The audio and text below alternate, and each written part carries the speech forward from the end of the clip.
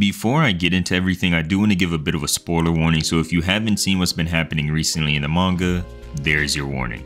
I think that chapter 246 is actually the most exciting chapter that shows the most hope for the main four characters that are left in this fight against Sukuna. We have Higuruma, who is now shining at the end of the chapter, and we even got a statement towards the end of the chapter that says that he is a prospect that can match Gojo Satoru. Now, I do think this statement is just in reference to potential. It's not like it's actually saying that Higuruma is immediately Gojo level right now or anything, but I have seen a couple people troll online about that. It is just saying that Higuruma has the potential to match Gojo because Higuruma is a genius that learns at light speed. And alongside Higuruma, we have Ino, who honestly had a better appearance and involvement in this fight than I think most people would show. He was able to hit Sukuna with Nanami's curse tool, and even though Sukuna wasn't damaged by any means, we still see that Ino was able to crack the ground below Sukuna, and he was also able to use Nanami's tool to block a kick from Sukuna. And we also have Kusakabe and Yuji. Kusakabe was able to use Simple Domain to neutralize the slashes, and we also see that Yuji, although he wasn't able to do much this chapter, he was able to catch Choso after Sukuna punched a hole through his stomach. So with these four sorcerers left being Yuji, Higuruma, Kusakabe, and Ino, I truly do believe, for the reasons I'm going to give, that they probably are going to beat Sukuna and they will end up saving Jujutsu Kaisen. And I also wanted to say thank you because we are nearing 30,000 subscribers and only about 5 to 6% of you guys who watch the channel are actually subscribed. So, if you haven't subbed yet, but you do watch the videos, please subscribe, try it out. All right, so first I want to give my thoughts on the chapter itself. And I do want to say I am glad that Gege showed that Kusakabe is activating new shadow style Simple Domain in order to negate the slashes in a sense, because even though I think it was pretty obvious last chapter that that is how Kusakabe and Higuruma were surviving the slashes, some people still weren't sure how they were surviving Sukuna's slashes, but now Gege has just made it painfully clear that the reason that Sukuna's slashes were suppressed was because of Kusakabe's new shadow style. And I do just want to give some context for anybody who thinks it's trash that Kusakabe is able to negate Sukuna's slashes somewhat. The reason that he's able to do this is because new shadow style is actually held as some sort of strong technique. Remember back when Kenjaku was using maximum Uzumaki on Miwa? When Kusakabe stepped in and used new shadow style to negate the maximum Uzumaki, Kenjaku said himself, "New shadow style, huh? It's nice knowing somebody with a little know-how." So we see here that Kenjaku is saying that the new shadow style is some know-how, and it's not just like a random technique. And Sukuna says that Kusakabe isn't able to suppress the slashes as much as domain amplification does. So even though Kusakabe can stop the slashes somewhat, he's not doing it as much as domain amplification can, so I think it's okay. And I also do want to point out something interesting when Kusakabe is wondering why Sukuna hasn't used the fire yet.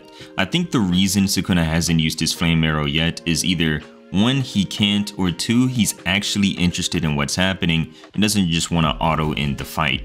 And I actually do think that it's more likely that Sukuna is interested in what's happening, as we see that at the end of the chapter he is fascinated by how Higuruma is able to progress as a sorcerer so quickly, and he is getting to see his former vessel Yuji now have claws and this sort of weird technique that actually shook Sukuna in some of the recent chapters.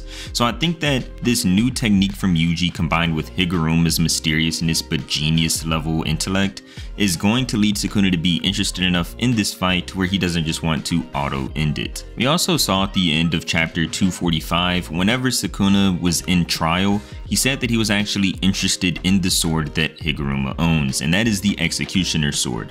And we do remember back when Sukuna killed Kashimo, whenever he told Kashimo why he does things, Sukuna just does things because he may find them interesting in the moment. If something is interesting, he'll play with it. If something bores him, he'll kill it. I think that Sukuna saying he was interested in the sword, plus Sukuna himself being fascinated at Higuruma's growth at the end of the recent chapter, is enough of a reason for Sukuna to see exactly how far he can push these sorcerers so he can just have fun. Because at the end of the day, we can't forget how Sukuna has acted the entire series of Jujutsu Kaisen.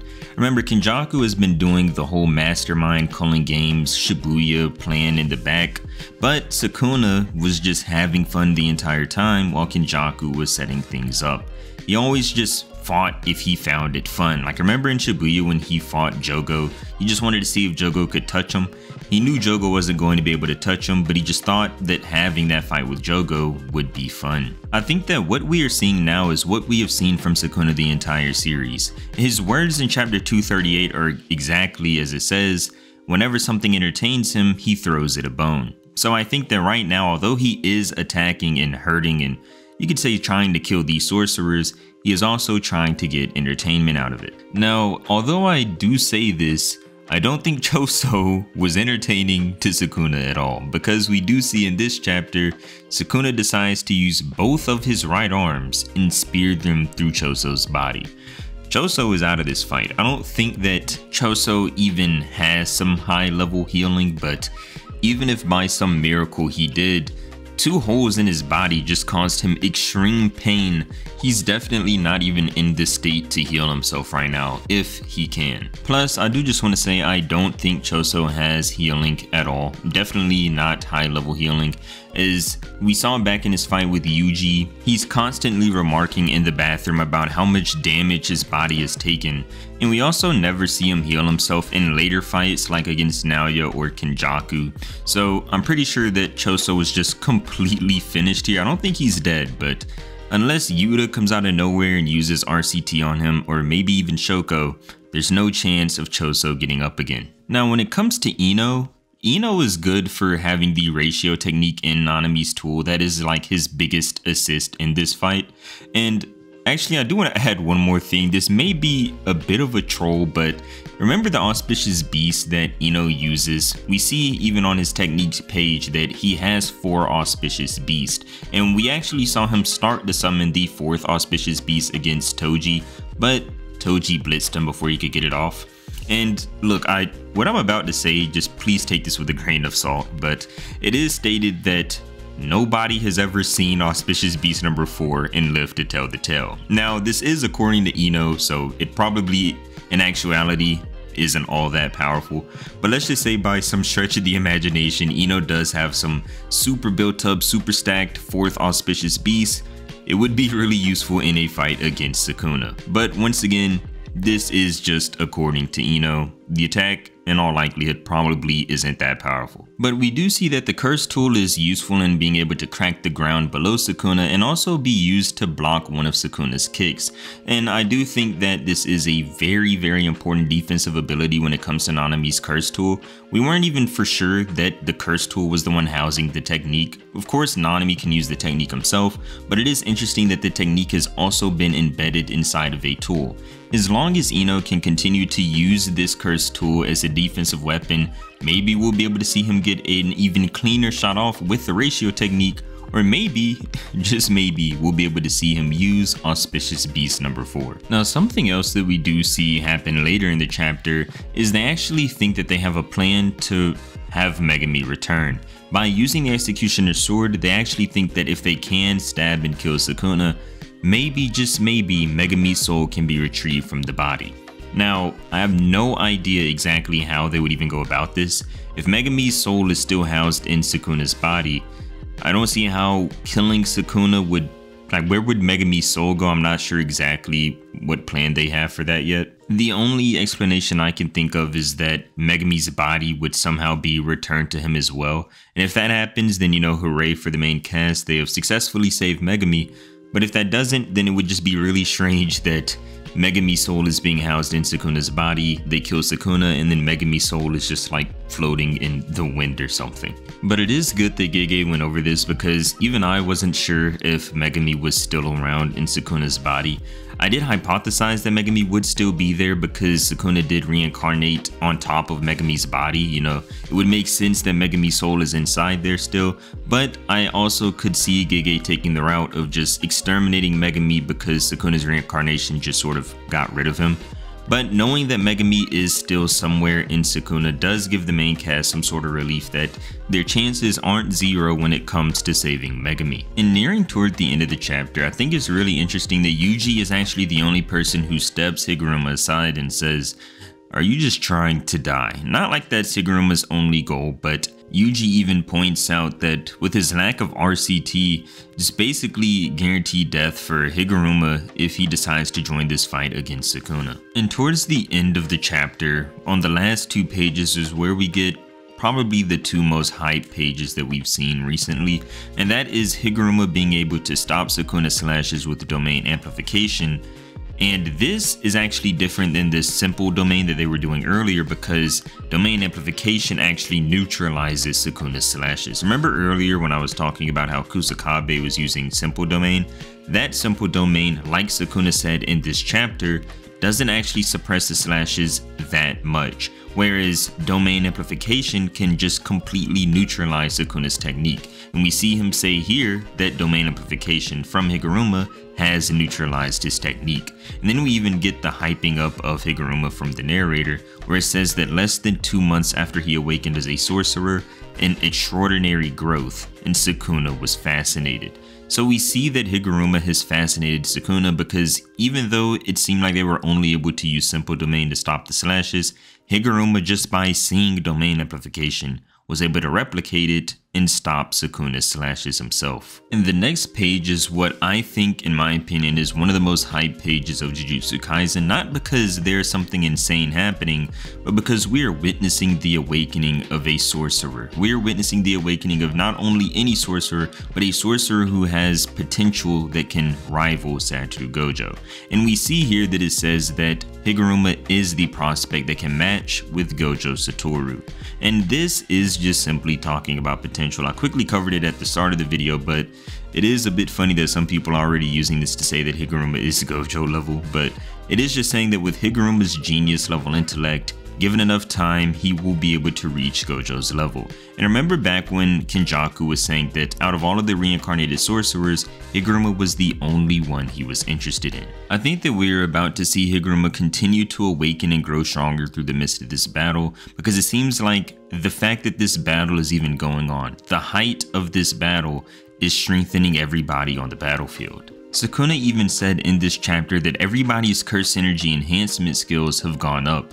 I think that the reason that this battle is basically the end of everything is what's making everybody on this battlefield stronger. The rest of this battle is purely contingent, I think, on Higuruma's development.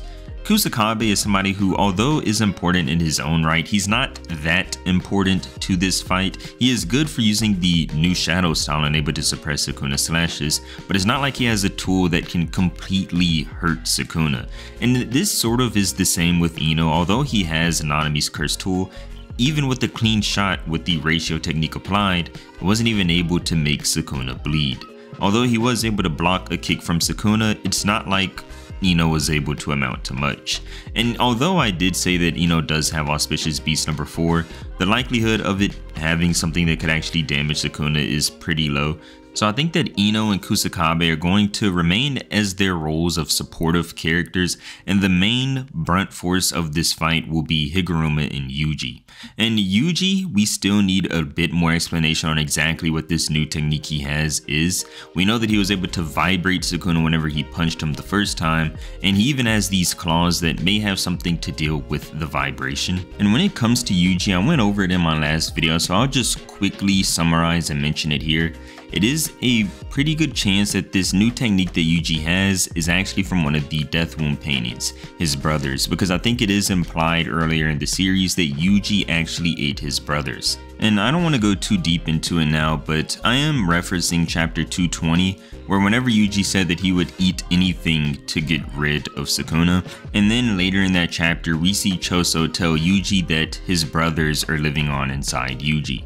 Now, it is possible that when Choso says this, he is just talking about Eso and Kechizu metaphorically living on inside Yuji, but it is also possible that when Yuji said he would eat anything, and then Choso says that his brothers will live on inside Yuji, they're actually talking about Yuji eating the other Death Wound paintings. And it is possible that if Yuji did this, he would gain their abilities. Sort of like how Choso, even though he didn't eat Eso and Kechizu, he was able to use their abilities in his fight with Kenjaku. And when it comes to Higuruma, he truly is the biggest wild card. If he continues to show this level of perseverance and basically no fear that he has when fighting against Sukuna. I would imagine that Sukuna is not only fascinated by Higuruma's growth, but also for the fact that even through the face of such adversity, Higuruma is continuing at the end of this chapter to stand up to him. I am very excited to see where Gege goes next with these upcoming chapters, because I truly do believe with Higuruma's potential,